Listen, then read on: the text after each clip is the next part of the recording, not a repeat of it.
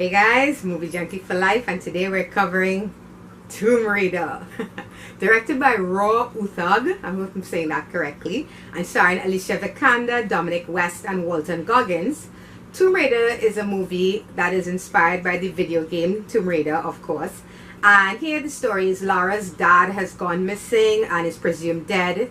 She's kind of living on her own, trying to do it all her own, and she realizes, based on some information she gets when she is called into Croft Industries to sign a document stating that her father is dead, she gets some information that states that he might still be alive on an island where a secret society is trying to locate an item that could end the world. So, Tomb Raider. I love this movie.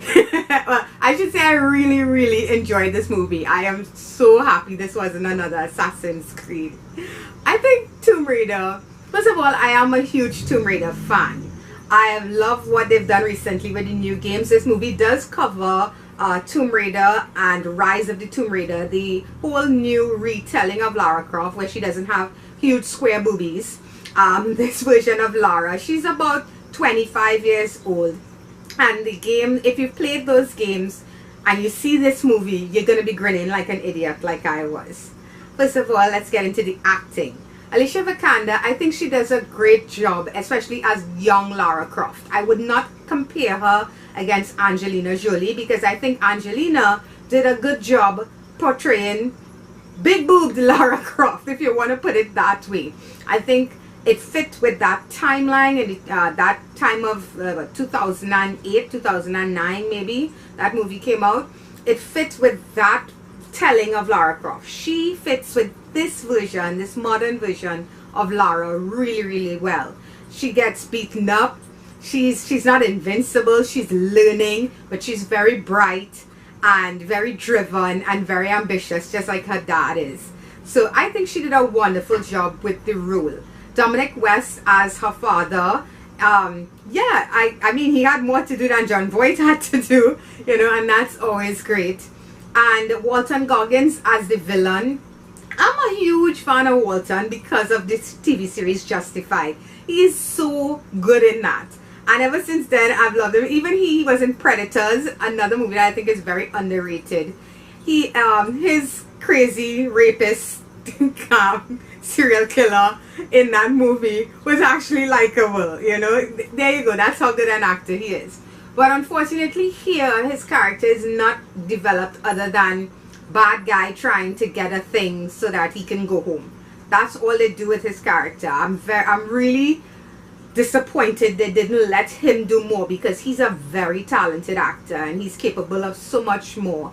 Unfortunately the character he's playing here is just generic villain. As for the look of this movie, if you are a fan of the game, you are going to adore the look of this movie. Not just the Easter eggs, which there were many Easter eggs in this movie for fans of the game, but I thought that the movie had the direction and the visuals had an energy to it that I could really get behind. There were shots that looked like it was taken directly out of the game, and yet it was, you know, movie level, movie scope. The storm, the scene with the storm on the boat, with Lara running through the forest, with Lara jumping from the broken plane wing. Everything fit really well, I thought, with what this was inspired by. And I think this is the biggest issue that movies based on video games suffer, is they try to do their own thing and they get so far right of what the game is and what the story in the game is that they lose the fans and they get muddled, so they even lose the people who've never played the games, people who just come to enjoy the movie. Assassin's Creed, for instance, suffers from that badly, where the storyline is so skewed and so confusing that it's like, you're like, what is going on here? What is the point of all of this? I think another movie that did this well was Prince of Persia. It was fun. I mean, there's no really fantastic video game to movie adaptation out there. But if I have to put like top 3, I would say Tomb Raider, Prince of Persia, and Mortal Kombat, the first one. So yeah, I really enjoyed this movie. Now the movie does have issues. The second act, the pacing is not that good at all. The movie does drag a bit. You know, it's like they tried to put a lot of filler because they didn't have that much in terms of a story.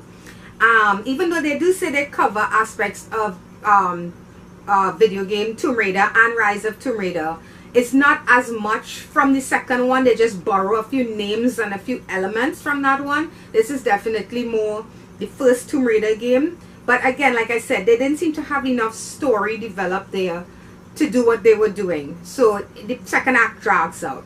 Another issue is the dialogue is a little cringeworthy sometimes. There were some lines where, let's say somebody would say something to Lara, there'd be a pause, and then she would answer, and it just came across, it felt like everything just came to a halt, and it's like, ugh, okay, let's just get past that line. So some of the dialogue is not that great in this movie. Again, that's not the fault of the actors, that's whoever wrote the screenplay. The director, I think, did a wonderful job. He did one of my favorite Swedish movies, or Norwegian films, called The Wave. If you haven't seen that movie, you should definitely check it out. And I think he paid proper respect to the core material, and I think Tomb Raider fans will enjoy this movie. Maybe I'm wrong, maybe it's just me, but I'm giving Tomb Raider a solid 6.5 out of 10.